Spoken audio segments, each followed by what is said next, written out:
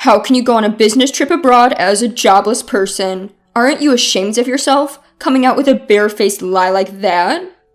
It's not a lie. I really am going overseas for work. Right. Then we're divorcing, liar. With that, he left the room. To him, it seems I, who work from home, might as well be unemployed and lazy. I have a steady income and even contribute to the living expenses, and yet he won't acknowledge that. A few days after I returned from my business trip, I found divorce papers on my desk, already signed. I see. If he can't understand this far, there's no point being a couple, is there? I signed the divorce papers and headed to the state court. My name is Hannah Robinson, 29 years old. My husband's name is Jake, 30 years old. We started dating in college and got married when I was 25. We were more like best friends than lovers, and we always spoke our minds. It might be a good thing, but sometimes things take an unexpected turn. For me, it happened when I discussed my dream with him. My dream is to run an online imported goods store. The opportunity came during my part-time job at a boutique when I was a student. Having always liked foreign designs, I was attracted to the charm beyond my part-time job.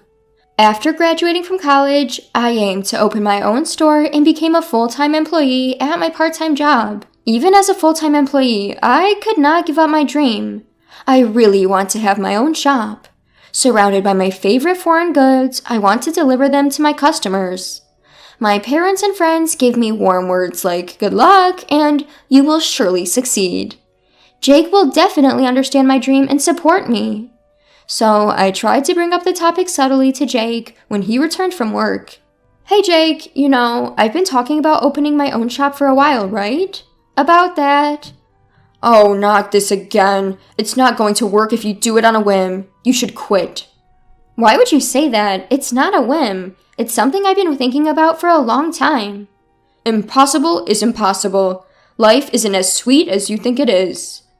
There's no need to be so harsh. Why do you always negate everything from the get-go? I raised my voice without thinking, my thoughts cavalierly dismissed. My husband Jake gives me a scornful glance, his voice ice cold. Then tell me, what's your plan if this venture of yours doesn't take off? I don't expect it to be successful right off the bat. And what about your income until then? The rent and living expenses we're splitting now. You're telling me I have to cover it all, right?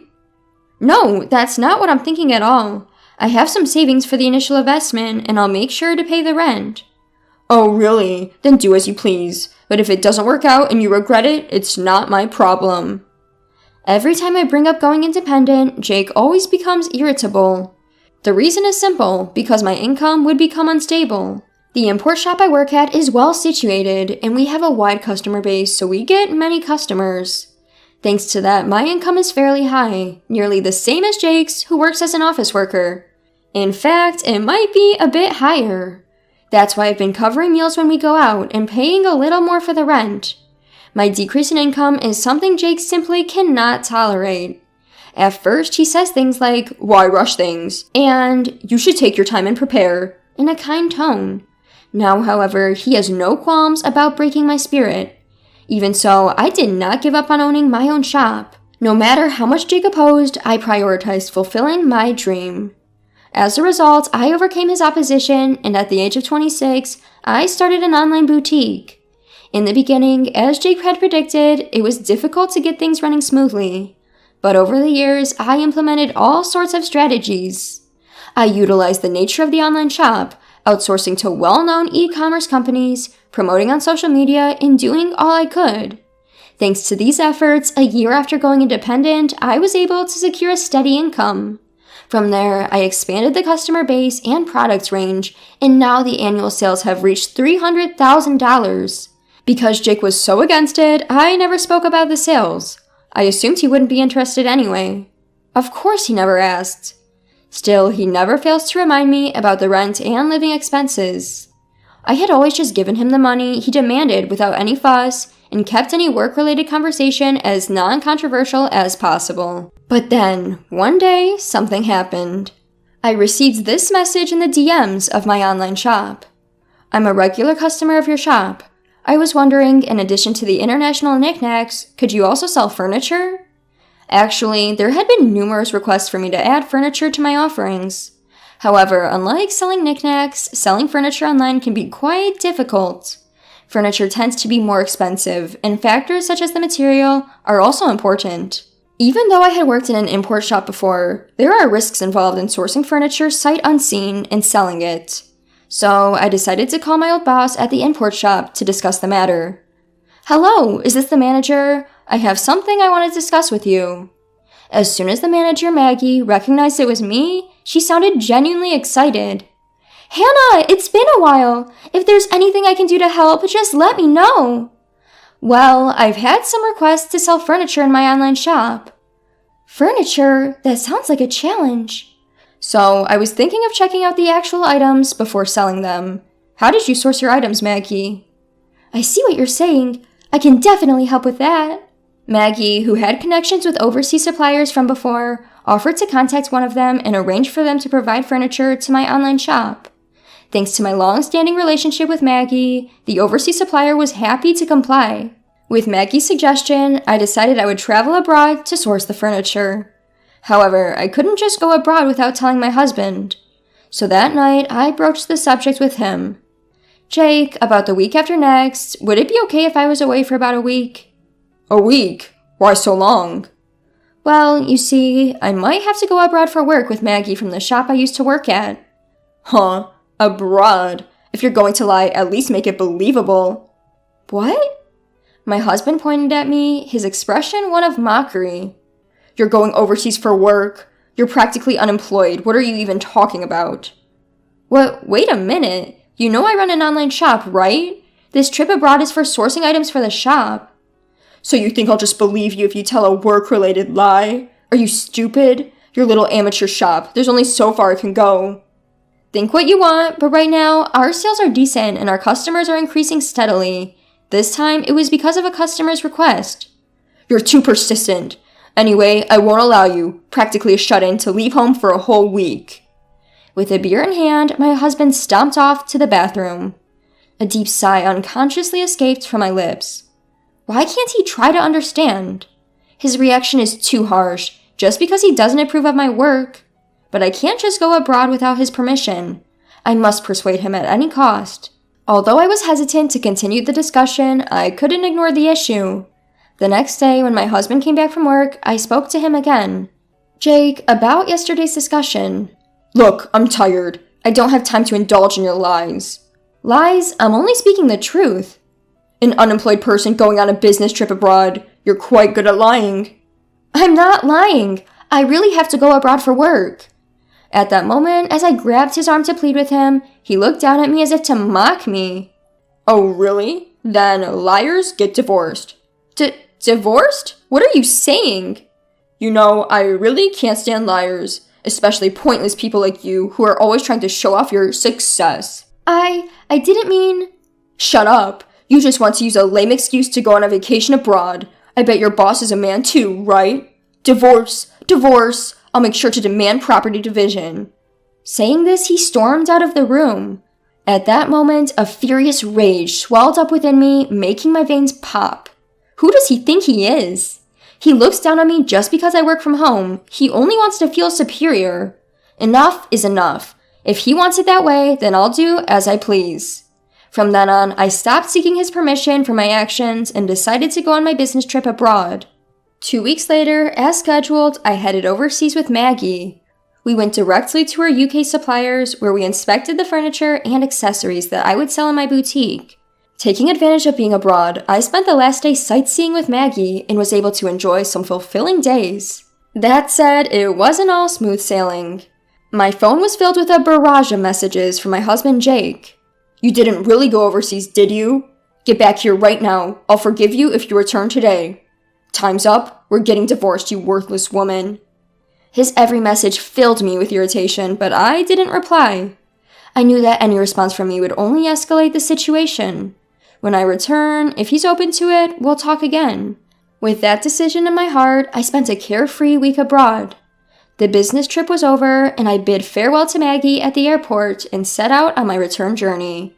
Facing Jake was awkward, but I steeled myself and opened the front door. "I'm home!" The lights in the house were off, and there was no welcome back. As I headed to the living room, laundry was scattered on the floor, and there was no place to step. Used dishes and instant noodle containers were left as they were in the sink.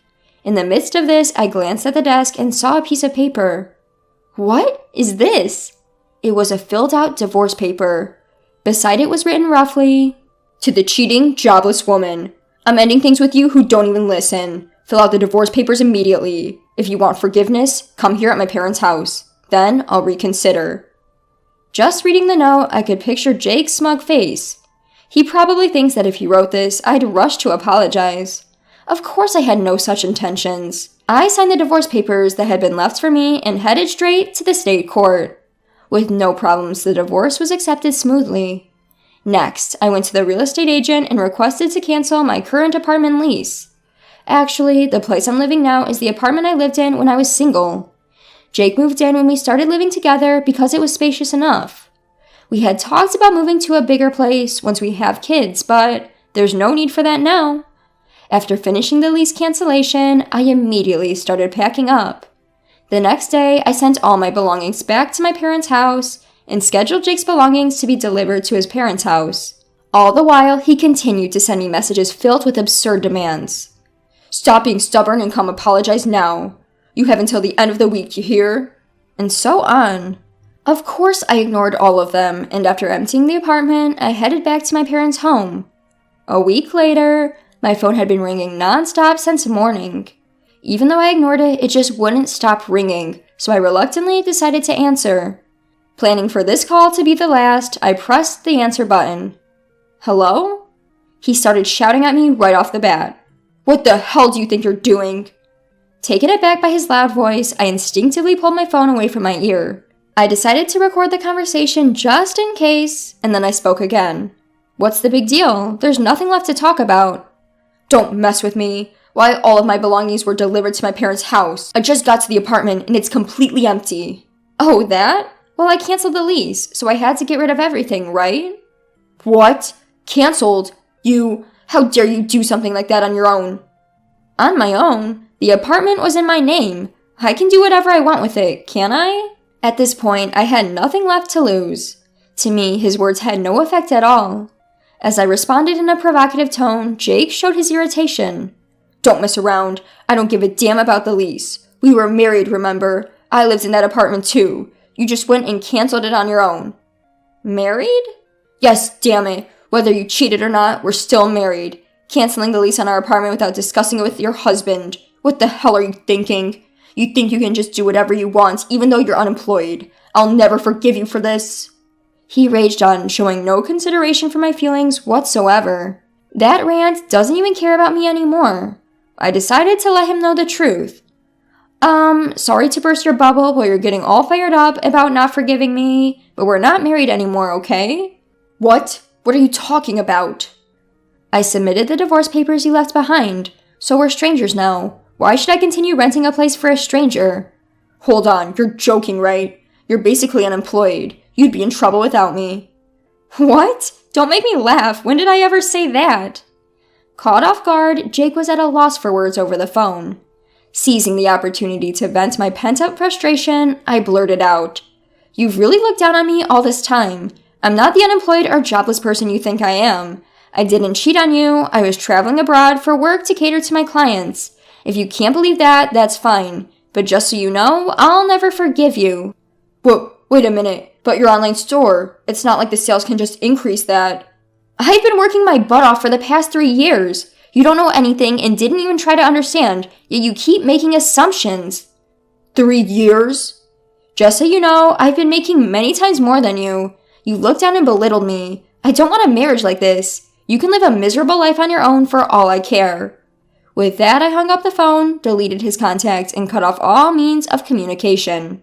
It seems that he finally came to his senses and realized that many people are using my online store.